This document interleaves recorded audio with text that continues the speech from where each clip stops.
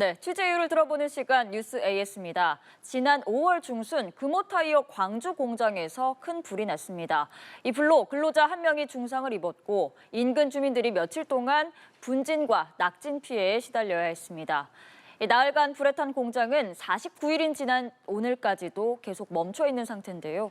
공장 직원들은 자택에서 무기한 대기를 하며 고용 불안을 호소하고 있습니다. 금호타이어 측은 이달 중에 복구 로드맵을 내놓겠다는 계획인데 오늘 이 사건 취재했던 전국부 김경인 기자를 연결해서 이야기를 나눠보겠습니다. 자, 김 기자, 지금 어디 나와 있습니까?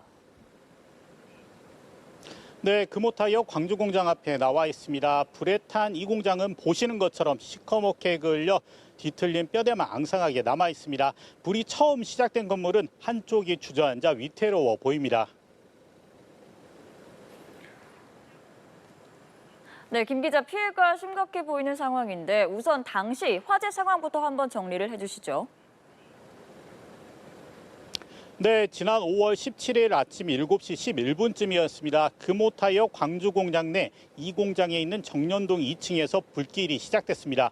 정년동은 타이어의 원료인 생고무를 녹이는 공정입니다. 불이 나자 직원들이 소화기와 자체 방화 설비를 이용해 진화 작업을 시도했는데요.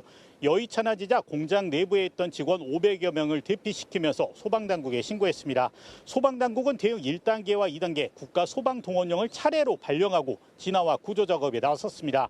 당시 소방대원 수백 명과 헬기 등 장비가 대거 투입됐습니다. 대피 과정에서 추락해 하반신을 다친 20대 직원은 소방당국에 구조됐습니다. 화재를 진압하는 과정에서 소방대원 2명이 다치기도 했습니다. 네, 저희가 지금 화면으로도 보여드렸는데 당시에 불길이 워낙 거셌잖아요. 화재를 진압하는 데도 어려움을 겪었죠? 네, 그렇습니다. 화재 당시 공장에는 생고무 20톤가량이 저장 중이었는데요. 이 고무가 문제였습니다. 고무의 특성상 불이 붙으면 다 탈 때까지 쉽게 꺼지지 않기 때문입니다. 당국은 대용량포 방사 시스템과 헬기 등으로 하늘과 땅에서 입체적으로 대응한 끝에 화재 발생 31시간 만에 초기 진화에 성공했습니다. 하지만 불에 탄 고무가 뭉쳐 만들어진 200여 개의 불덩이가 또 다른 문제였습니다. 물을 아무리 뿌려도 쉽사리 불이 꺼지지 않은 겁니다. 용암처럼 불을 머금고 계속 남아 있습니다. 물을 쏘면 물을 다 흡수해서 다시 그게 꺼졌다가 다시 재발화되고 있습니다. 당국은 물을 뿌리고 불덩이를 헤집으며 사투를 벌인 끝에 화재 발생 76시간 39분 만에 완전 진화에 성공했습니다. 네, 이 고무 때문에 소방관들도 굉장히 힘들었을 것 같습니다. 그런데 이 진화 작업이 길어지면서 인근 주민들의 피해도 컸다고요?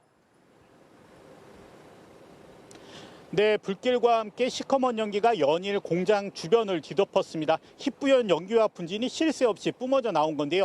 매캐한 냄새가 진동하고 시커먼 낙진이 주택가로 떨어졌습니다. 주민들은 어지럼증과 기침 등을 호소했고 낙진 때문에 외출도 힘든 상황이었습니다. 인근 가게들도 상당수 문을 닫았는데 당시 주민들의 이야기 한번 들어보겠습니다. 눈도 좀 따갑고 목이 제일 좀 철식기가 있는데 목이 제일 조금 아프고요. 예, 좀 그렇습니다. 숙박업을 하는데 불이 나니까 손님이 하나도 없어. 이틀간은 아예 발 끊어버려. 주민 240여 명은 지자체가 마련한 대피소로 대피하기도 했습니다. 지난달까지 금호타이어 광주 공장 화재로 접수된 피해는 모두 7,100건이 넘습니다. 네, 지금은 시간이 이제 좀 지났는데 당시 화재가 왜 일어났는지 원인은 좀 밝혀졌습니까? 아직 밝혀지지 않았습니다. 불은 정년동 2층에 있는 산업용 오븐에서 시작된 걸로 추정되고 있는데요. 정확한 화재 원인을 밝히기 위해서는 관계기관의 합동 감식이 필요합니다. 하지만 붕괴 위험 때문에 감식을 50일 가까이 진행하지 못하고 있습니다. 당국은 건물을 해체하면서 감식을 진행한다는 계획인데요. 현재 해체 계획서를 검토하고 있는 것으로 전해지고 있습니다. 네, 화재로 인해서 공장 가동이 그러니까 50일 동안 완전히 멈춘 상태인데 직원들의 걱정도 클 것 같은데요?